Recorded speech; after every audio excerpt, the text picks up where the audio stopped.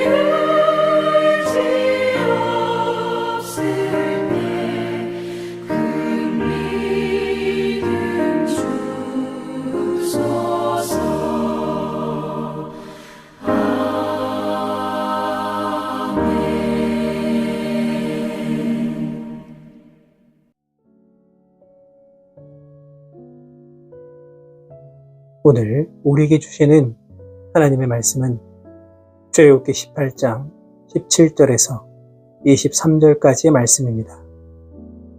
출애굽기 18장 17절에서 23절까지의 말씀을 제가 받들어 봉독하겠습니다. 모세의 장인이 그에게 이르되 내가 하는 것이 옳지 못하도다. 너와 또 너와 함께한 이 백성이 필경 기력이 쇠하리니 이 일이 내게 너무 중함이라. 내가 혼자 할 수 없으리라. 이제 내 말을 들으라. 내가 내게 방침을 가르치리니 하나님이 너와 함께 계실지로다. 너는 하나님 앞에서 그 백성을 위하여 그 사건들을 하나님께 가져오며 그들에게 율례와 법도를 가르쳐서 마땅히 갈 길과 할 일을 그들에게 보이고 너는 또 온 백성 가운데서 능력 있는 사람들 곧 하나님을 두려워하며 진실하며 불의한 이익을 미워하는 자를 살펴서 백성 위에 세워 천부장과 백부장과 50부장과 10부장을 삼아 그들이 때를 따라 백성을 재판하게 하라. 큰 일은 모두 내게 가져갈 것이요 작은 일은 모두 그들이 스스로 재판할 것이니 그리하면 그들이 너와 함께 담당할 것인즉 일이 내게 쉬우리라. 내가 만일 이 일을 하고 하나님께서도 내게 허락하시면 내가 이 일을 감당하고 이 모든 백성도 자기 곳으로 평안히 가리라. 아멘. 오늘 읽은 본문의 말씀에는 모세의 장인 이드로의 조언대로 행정 조직을 체계화하면서 과중한 재판 업무에서 벗어나는 모세의 모습이 기록되어 있습니다. 모세는 아침부터 저녁까지 쉬지 않고 백성들의 문제를 듣고 그 문제에 대한 답을 주었습니다. 이 생각해보면 이러한 일은 결코 모세에게는 쉽지 않은 일이었을 겁니다. 당시 모세의 나이는 이미 80이 넘은 고령입니다. 그러니 잠시도 쉬지 않고 하루 종일 일한다는 것은 결코 쉽지 않았을 것입니다. 그러자 장인 이드로는 모세의 과중한 업무를 보다 못하여서 오늘 본문의 말씀처럼 충고를 하게 됩니다.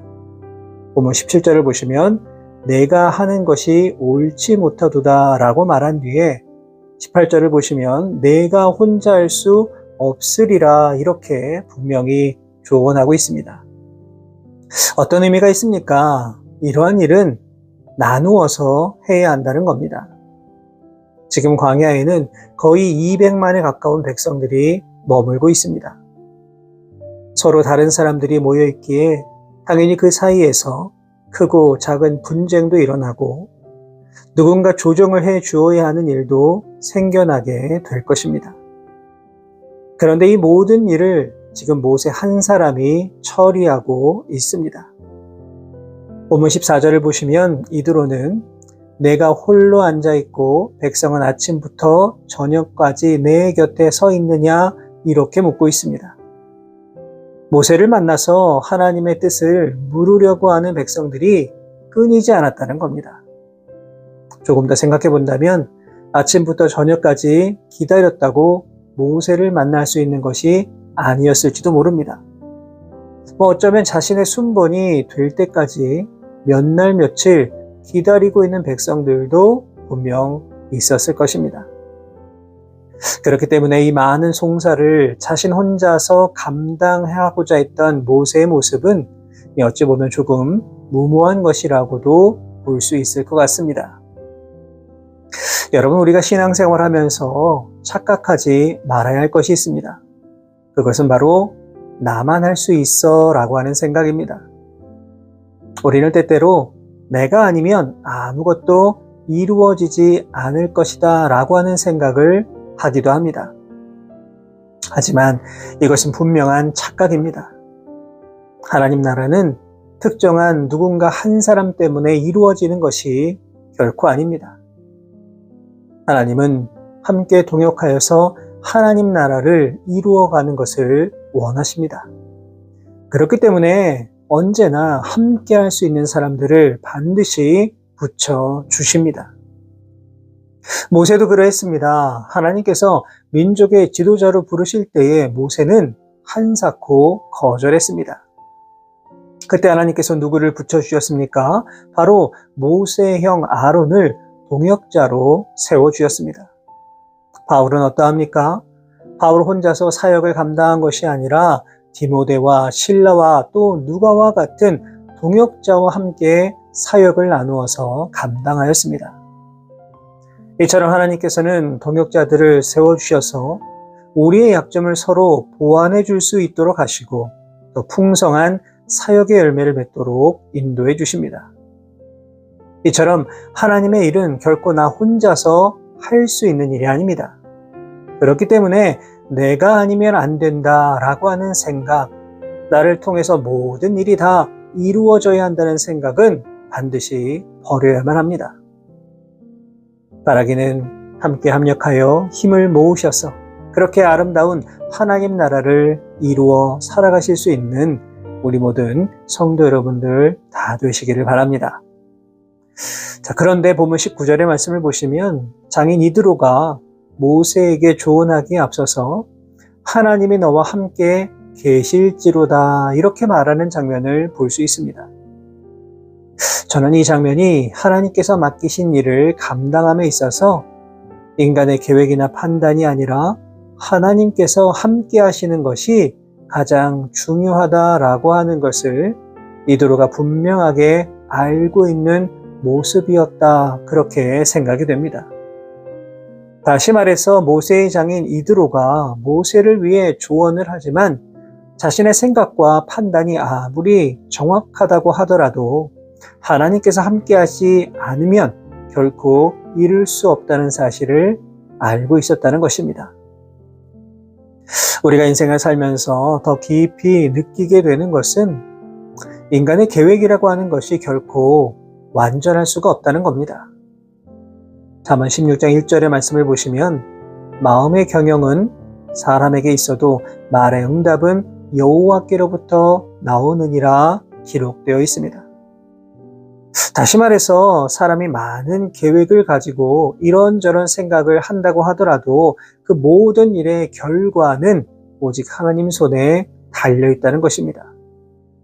그렇기 때문에 우리는 무슨 일을 하든지 먼저 하나님께서 함께 하실 것을 간절하게 구해야만 합니다.